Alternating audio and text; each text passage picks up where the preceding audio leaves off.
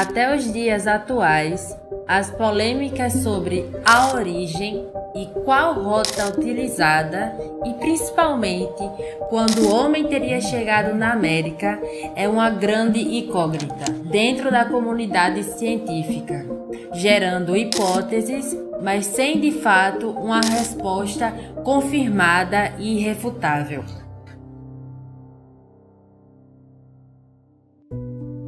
Tais hipóteses foram possíveis por meio de técnicas, tais como carbono 14, ou seja, a datação, termoluminescência, testes de DNA. Diferentes pesquisas indicam datas de colonização que variam entre 10 e 35 mil anos atrás. Alguns cientistas trabalham com a hipótese de que a América, assim como os continentes africano e asiático, contava com populações próprias ou nativas. Essa teoria não conta com afirmações materiais de fósseis humanos desse período. Outra teoria é a de Alice Hadlick, ou teoria mongólica. Tal corrente teórica defende que grupos humanos teriam migrado da Ásia para a América, e essa vertente, essa teoria, tem maior destaque. A hipótese propõe que os primeiros americanos chegaram ao continente em duas levas migratórias, uma há 14 mil anos e a segunda há 11 mil anos. A chegada desses povos à América aconteceu supostamente graças ao congelamento do Estreito de Bering, que separa o continente asiático da porção norte da América. O congelamento do estreito e a baixa no nível das águas do Oceano Glacial Ártico permitiram a migração do homem pré-histórico asiático para a América. Um trabalho científico de dois geneticistas brasileiros, Sérgio Danilo Pena e Fabrício Santos, publicado na revista Science em março de 1999, confirma o parentesco genético entre tribos de 6 países americanos: Brasil, Peru, Argentina, Colômbia, México e Estados Unidos, e um pequeno povoado nas montanhas Altai, localizado entre a Sibéria, Rússia e Mongólia. Este trabalho foi apresentado como prova irrefutável da origem asiática dos ameríndios. Já a terceira hipótese existente afirma que grupos humanos teriam se deslocado por meio de navegações feitas em embarcações de pequeno porte, vindos da Oceania. E em 1972, o arqueólogo Knut Fladmar, da Universidade Simon Fraser, em Vancouver, Canadá, afirmou que os primeiros americanos eram pescadores de embarcações precárias, originários da Polinésia, Ásia ou Austrália, vindo via Oceano Pacífico, através de uma longa cadeia de ilhas hoje já desaparecidas. Para sustentar essa teoria, em setembro de 1998, descobriu-se no sul do Peru 2 acampamentos de povos marítimos desconhecidos. Oi pessoal, começamos o canal agora. Precisamos do apoio de vocês. Por favor, se inscrevam no canal e ative o sininho para receber as notificações de novos vídeos. E continuem nos assistindo. Os sítios datados de mais de 10 mil anos atrás são raríssimos, tanto no Brasil como em toda a América do Sul. Apenas por volta de 9 mil anos atrás, a multiplicação dos sítios arqueológicos conhecidos nos revela que o continente nesse momento estava mais densamente povoado, ou seja, teve uma alta de população. Não se tem muitas pesquisas e trabalhos sobre essas variações no Brasil, mas de acordo com o que foi descoberto e cogitado, as mudanças que ocorreram ao longo do período antes e durante a ocupação inicial foram: uma variação na temperatura para -4 graus aproximadamente.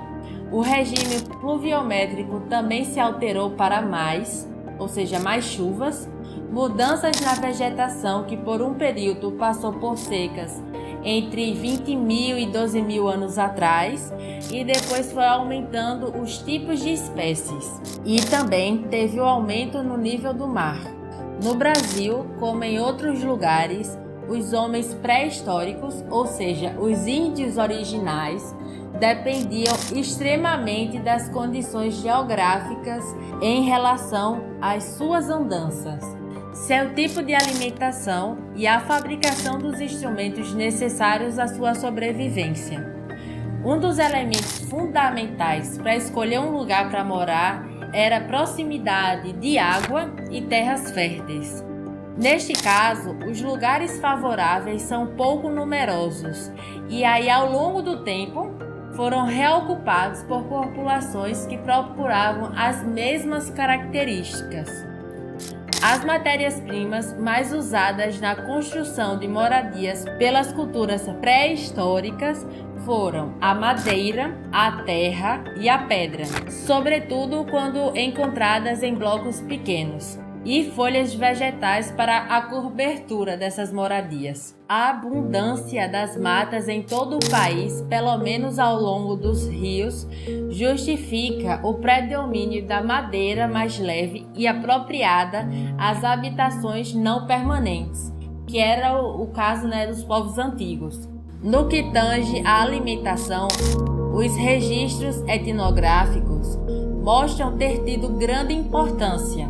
O pequi do cerrado, pela vitamina A que contém, pinha do Paraná, castanha do Pará, abacate e amendoim, que contava como proteínas e gorduras, feijão, milho e mandioca, importante fonte de energia. As proteínas mais seguras e consumidas eram animais aquáticos, principalmente peixes e tartarugas, quando se tratava de populações ao longo dos rios, disponíveis principalmente na época da desova das tartarugas, e nas secas, peixes apanhados em cachoeiras nas águas baixas. E no litoral também se contava com crustáceos, que eram amplamente consumidos. Recentemente teve a descoberta de 39 esqueletos humanos, com idade entre 8.000 e 11.000 anos, na região metropolitana de Belo Horizonte. Está ajudando a redefinir o que se sabia sobre os primeiros brasileiros. Esse achado ocorreu na Lapa do Santo, uma pequena caverna no município de Lagoa Santa. São os ossos mais antigos do Brasil, encontrados pelo projeto Morte e Vida na Lapa do Santo, uma biografia arqueológica dos povos de Luzia, coordenado pelos pesquisadores André Strauss, do Museu de Arqueologia e Etnologia, e Rodrigo de Oliveira, do Instituto de Biociências, ambos da Universidade de São Paulo, ou seja, USP. Os esqueletos desencavados eram de idosos, crianças, homens e mulheres. Todos tinham sinais de rituais mortuários. O esqueleto mais antigo que se tem registro, ou seja, que se foi descoberto no Brasil, também é de Lagoa Santa, com idade estimada de 1.500 anos, que era de uma mulher que foi chamada de Luzia. O fóssil de Luzia foi encontrado em 1974 e foi recuperado por Walter Alves Neves, que tinha afirmado que parecia mais com os africanos e aborígenes que os indígenas atuais. Mas o próprio Neves mudou de opinião quando, no ano de 2005, uma pesquisa confirmou que a Luzia era parecida com os atuais índios Botocodus. Luzia era uma mulher na faixa dos 20 anos quando morreu e possuía 1,5 metro de altura.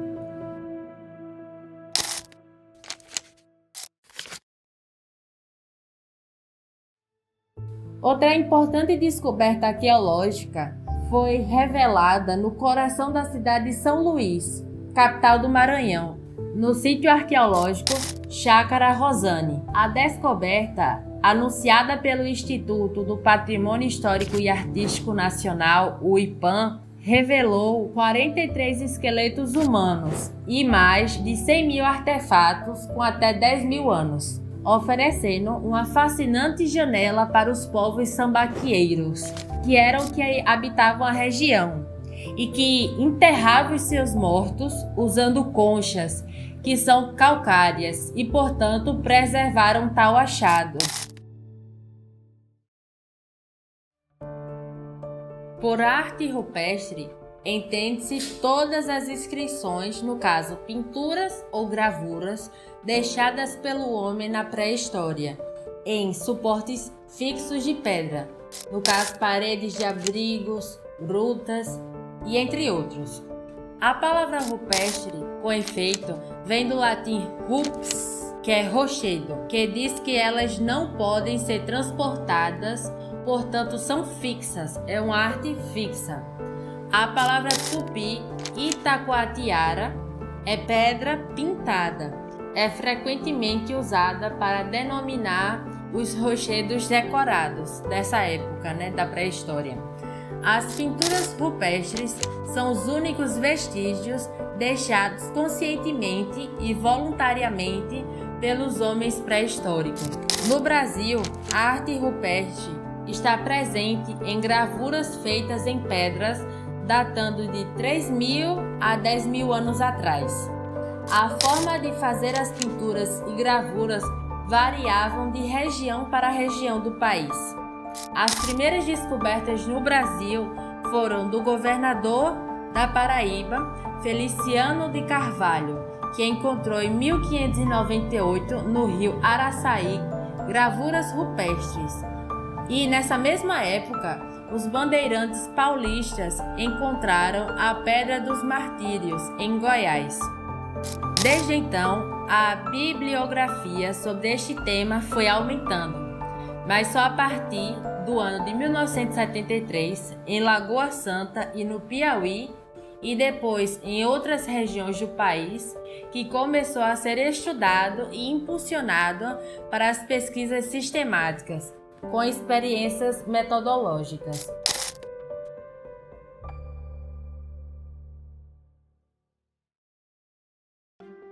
O que é representado geralmente pelas pinturas são o dia a dia desses antigos habitantes, como animais, pássaros, peixes, mamíferos, plantas, fogueiras, objetos e caminhos, com objetivos de descrever rituais religiosos, místicos, também a caça, sepultamentos e etc., por meio de linhas e figuras geométricas. Utilizavam os dedos para pintar, e as tintas criadas e utilizadas por eles eram sangue de suas caças, carvão e clara de ovo. As tentativas mais frutíferas de datação para estilos ou grafismos isolados foram realizadas no estado do Piauí e em Minas Gerais. Poucas pessoas deram às obras rupestres brasileiras um sentido descritivo ou simbólico justificado, utilizando-se informações de indígenas, entre os quais as tradições locais antigas poderiam ter sido conservadas, que mostraram até uma grande variabilidade de interpretações de uma mesma figura por parte de indígenas do mesmo grupo. Por isso, é difícil descobrir o real significado de cada arte. E também pelo quesito da distância de tempo, porque coisas que podem significar algo para nós hoje tinham outra função ou outro significado no passado. Assim, deve-se buscar evitar os perigos do comparativismo, já que são tempos históricos distintos e bem distantes. Em vez de querer explicar as obras pré-históricas a partir de dados exógenos, procuram entendê-las por dentro. Há também interesse em se comparar a temática rupestre com outras formas gráficas, utilizadas pelos atuais indígenas brasileiros, como, por exemplo, a pintura corporal, para entender e interpretarem seus significados, porque é particularmente interessante ver como a decoração do corpo expressa entre eles as situações e a realidade social existente e simbólica para eles. Determinados padrões são com efeito privativos de uma classe de idade, clã e etc., que podem ser feitos em ocasiões e pessoas diferentes. Trata-se, portanto, de uma mensagem que eles passam. Alguns lugares onde se encontrou tais expressões artísticas da pré-história foram Pedra do Ingá, do estado da Paraíba, Parque Nacional da Serra da Capivara, no Piauí, Parque Nacional do Catimbau, Pernambuco, Lajedo de Soledade, Rio Grande do Norte, Parque Nacional Sete Cidades, Piauí, Cariris Velhos, no estado da Paraíba.